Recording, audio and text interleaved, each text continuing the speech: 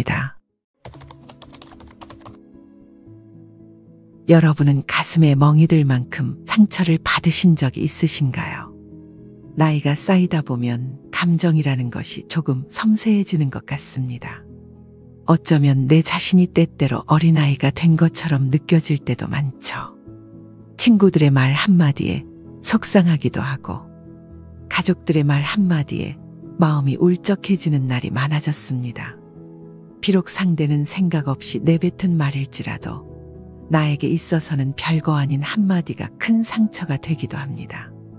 그렇다면 이렇게 상처받은 마음을 어찌 달래야 할까요? 많은 사람들이 가만히 두면 스스로 아물어간다고, 아무것도 하지 않는 것이 좋다고 이야기하곤 합니다. 그렇다면 가족들이니까 용서하고 친구들이니까 상대하지 않으면 되는 걸까요?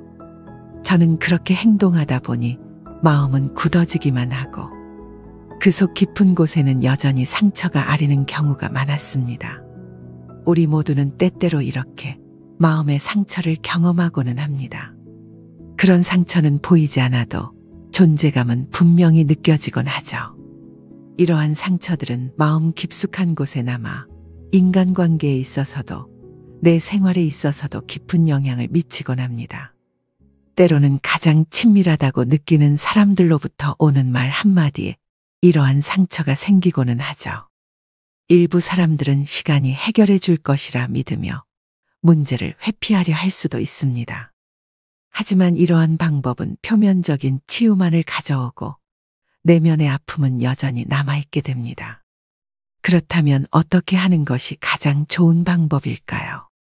오늘은 가까운 친구한테 상처받았을 때, 그리고 가족에게 상처받았을 때, 마지막으로 큰 상처를 받거나 배신을 당했을 때 어떻게 하면 좋을지 알아보겠습니다. 첫 번째로, 친구에게 상처받았을 때 가장 좋은 방법은 침묵을 하는 것입니다. 가만히 두거나 아무것도 하지 않는 방법이 아닙니다. 침묵으로 상대방에게 내가 상처를 받았다는 것을 알려주는 것입니다. 여기 70대 박 씨의 이야기를 들려드리겠습니다. 박 씨는 평소 친구들과 즐겁게 지내는 사람이었습니다. 그녀의 일상은 특별한 것이 없이 평화롭게 흘러가고 친구들과 만남을 이어가며 하루를 살아가곤 했습니다. 박 씨의 친구들과의 모임은 동네 센터에서 자주 이루어졌습니다. 평소에는 활기차고 유쾌한 이야기로 가득했던 모임이지만 가끔씩 도를 넘는 친구의 장난은 박 씨의 마음을 어지럽히기도 했습니다. 처음에 박 씨 친구는 모두가 웃을 수 있는 가벼운 농담으로 센터 분위기를 띄우고는 했습니다. 박 씨, 오늘은 꽃단장 하고 왔네? 누구한테 잘 보이려고? 여기 잘생긴 남자라도 있는가? 아이, 그냥 입은 것뿐이야. 자꾸 놀리지 마. 센터의 분위기는 가끔 이런 장난들로 가득했으며 박 씨도 별로 대수롭지 않게 생각하였습니다. 그러나 점점 넘길 수 있었던 장난은 점차 박 씨에게 상처를 주는 말이 되곤 했습니다. 박 씨, 오늘은 좀 씻고 왔나? 옆에 앉아있기가 겁나네. 아이, 농담이야, 농담. 우리끼리 웃자고 하는 얘기지 뭐. 이런 농담들이 처음엔 웃음으로 넘어갔을지 몰라도 반복될수록 박 씨는 자신이 무시당하고 있다는 느낌을 받게 되었습니다. 그녀는 점차 이 모임에서 자신이 웃음거리가 되고 있다는 생각이 들게 되었습니다. 박 씨는 처음에는 이런 말들을 그저 웃어넘기려 노력했습니다. 하지만 점점 상처를 주는 장난들은 박 씨의 마음에 깊은 상처가 남기도 했습니다. 박 씨의 상처는 시간이 지날수록 깊어만 갔고 결국 말이 점점 줄어들게 되었습니다. 친구의 농담에 더 이상 웃어주지 않았고 대화를 피하며 점점 더 말수가 적어졌습니다. 박 씨, 오늘도 깨끗하게 씻고 나왔나 봐. 냄새가 안 나네. 평소 같았으면 웃어 넘겼겠지만 박 씨는 더 이상 대답을 하지 않았고 자리에 앉으며 주변 친구들과 이야기를 할 뿐이었습니다. 박 씨를 놀리던 친구는 당황하면서도 머쓱해하기만 하고 사과는 하지 않았죠. 박 씨가 계속해서 농담을 받아주지 않자 친구는 다음과 같이 물어봤습니다. 아니, 장난인데 왜 받아주지를 않아? 친구가 민망해하는 게 안 보여? 그러자 박 씨는 마지못해 침묵을 깨고 대답을 해주었습니다. 누가 민망한데? 내가? 계속 놀림받던 내가 안 받아주니까 너가 민망한 건 아니고? 박 씨의 친구는 얼굴이 붉어지며 아무 말도 하지 못했습니다. 박 씨는 계속 놀려도 대답을 안 하겠다고 얘기하려고 했으나 침묵이 더 무섭다는 걸 깨닫고 이내 아무 말도 하지 않았습니다. 이후 그 모임에서는 더 이상 박 씨를 놀리는 사람이 없어졌고 박 씨는 모임에서 장난으로 인해 상처받는 일이 없어지게 되었습니다. 박 씨의 이야기 어떠셨나요? 누군가는 복수를 위해 상처받았다고 이야기하며 복수하겠다고 이야기하기도 합니다. 하지만 박 씨처럼 현명한 대처로 침묵을 유지하며 말을 아끼는 것은 상대방에게 최고의 복수가 되기도 합니다. 성급하게 말을 많이 하게 되면 실수도 많이 하는 법입니다. 또한 상처를 받았다고 해서 같이 똑같은 상처를 주려고 하다 보면 내 자신이 더 상처를 받는 경우가 생기는 일도 많게 되죠. 따라서 누군가에게 상처를 받았을 때는 침묵을 유지하고 말을 아끼는 것이 최고의 복수가 되기도 합니다. 그런데 나에게 상처를 주는 사람이 친구뿐일까요? 가족들도 나에게 상처를 주고는 합니다. 가족들은 별거 아닌 말 한마디에 상처를 받는다고 생각할 수 있지만 나에게는 그 한마디가 굉장히 서운하게 다가오고는 합니다. 가족들에게 상처받았을 때 그렇다면 똑같이 침묵을 하는 것이 정답일까요? 생각보다 가족들에게 상처를 받게 되면 침묵만으로 해결이 되지 않는 경우가 많습니다. 그저 지나간 일이라고 생각하고 더 이상 이야기를 꺼내지 않는 경우가 더 많습니다. 나에게는 아직 상처로 남아있는 말들이 가족들에게는 별거 아닌 일이기 때문이죠. 그렇다면 어떻게 하는 게 좋을까요?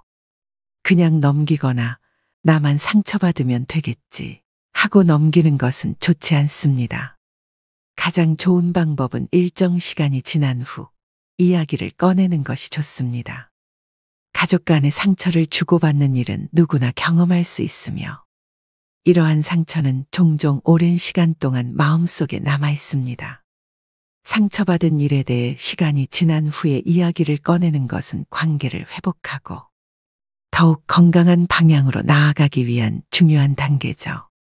시간이 지나면 초기에 느꼈던 감정의 격렬함이 줄어들고 상처받았던 일에 대해 좀 더 객관적이고 차분하게 바라볼 수 있게 됩니다. 이는 상황을 효과적으로 평가하고 자신의 감정을 명확하게 표현할 수 있는 기반을 마련해 줍니다. 상처를 받았다고 곧바로 이야기하는 것은 가족들에게도 나에게도 좋은 방법이 아닙니다. 감정의 소용돌이가 휘몰아치고 있는 상태에서 상처받은 일에 대해 이야기하면 나의 마음만 더 아파지고 해결되는 것은 없는 경우가 많습니다.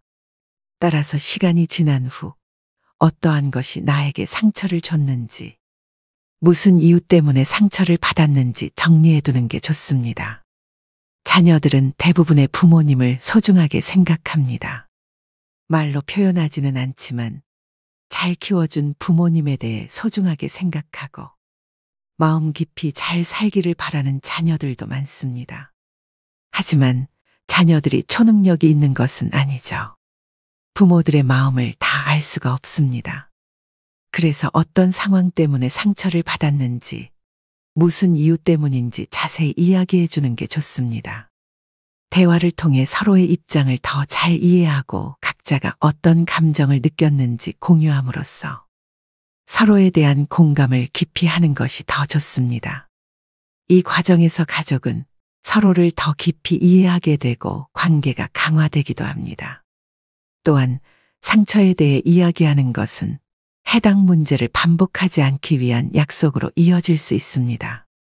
만약 이야기하지 않는다면 언젠가 또다시 나에게 상처를 주는 말이 반복될 수 있죠. 따라서 반드시 이야기하는 것이 좋습니다. 단, 시간이 지나서 말이죠. 마지막으로 침묵을 하거나 이야기하는 것만으로 안 되는 경우가 있습니다. 큰 상처를 받았거나 배신을 당했을 때는 침묵이나 이야기를 하는 것만으로는 해결이 되지 않죠. 최대한 나에게 상처 주는 사람은 멀리 하는 것이 좋습니다. 하지만 애석하게도 이렇게 행동하기 어려운 인간관계도 많습니다. 친인척 관계나 많은 인간관계가 얽혀 있어 상처를 주는 사람임에도 불구하고 끊어내지 못하는 사람도 존재하죠. 이럴 때는 나 자신이 잘 사는 것이 최고의 복수가 됩니다. 앞서 말씀드렸듯 아무것도 하지 않는 것이 아닙니다. 내 자신을 항상 소중히 하고 최선을 다해 살아가는 것이 복수가 된다는 이야기입니다.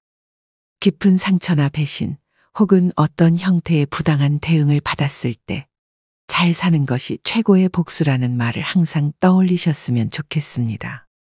상처 준 사람에게는 성공을 통한 복수가 최고의 복수가 됩니다. 세상은 때로 우리를 시험에 들게 하고 우리의 가치를 의심하는 이들로 가득 찰 때가 있습니다. 그러나 그들의 의심 속에서도 우리는 굳건히 서서 자신의 길을 걸어갈 수 있습니다. 잘 사는 것이 최고의 복수다라는 말은 이러한 상황에서 우리가 선택할 수 있는 가장 우아하고 힘있는 대응을 가리킵니다. 상처를 준 이가 바라보는 앞에서 당신이 태양처럼 빛나는 모습을 상상해 보세요. 당신의 성공과 행복은 그들의 의심과 비웃음을 먼지처럼 털어내고 당신을 한층 더 높은 곳으로 이끌게 될 것입니다. 성공을 통한 복수는 눈에 띄지 않는 전투, 소리 없는 승리의 노래입니다. 이 승리는 자신의 가치와 능력을 세상에 증명함으로써 상처를 준 이의 마음에 작은 파문을 일으키는 것입니다. 상처를 준 이들에게 복수하는 가장 효과적인 방법은 바로 자신의 내면의 평화를 이루는 것입니다. 마음속에 평화가 자리 잡으면 외부의 시선이나 평가에 흔들리지 않게 됩니다. 꽃이 햇빛을 향해 자라듯 우리의 삶도 내면의 빛을 향해 성장합니다. 자신의 길을 걸으며 얻은 성취는 결국 당신을 더욱 단단하고 아름답게 만듭니다. 삶을 우아하게 사는 것은 예술과 같습니다. 매 순간을 소중히 여기고 각 순간에 최선을 다하는 것, 그것이 진정한 복수입니다. 잘 산다는 것은 다른 이를 괴롭히는 것이 아니라 자신의 존재를 세상에 긍정적으로 새기는 일이기도 합니다. 당신이 풍성한 삶을 살아감으로써 그것이야말로 가장 세련되고 품격 있는 복수가 됩니다. 잘 사는 것, 그것은 타인에 대한 복수를 넘어 자기 자신에 대한 궁극적인 승리입니다. 상처를 주었던 이들에게 당신의 성공과 행복이 어떤 영향을 미칠지는 중요하지 않기도 합니다. 중요한 것은 당신이 자신의 삶을 얼마나 가치 있고 의미 있게 만드는가입니다. 태양이 스스로를 밝히듯 잘 사는 삶이야말로 가장 아름다운 복수이자 진정한 자유라고 생각합니다. 오늘의 영상은 여기까지입니다. 여러분의 건강한 노후를 인생의 소리꽃에서 응원하겠습니다. 구독을 해주신다면 더 많은 좋은 메시지를 전달해 드리겠습니다. 감사합니다.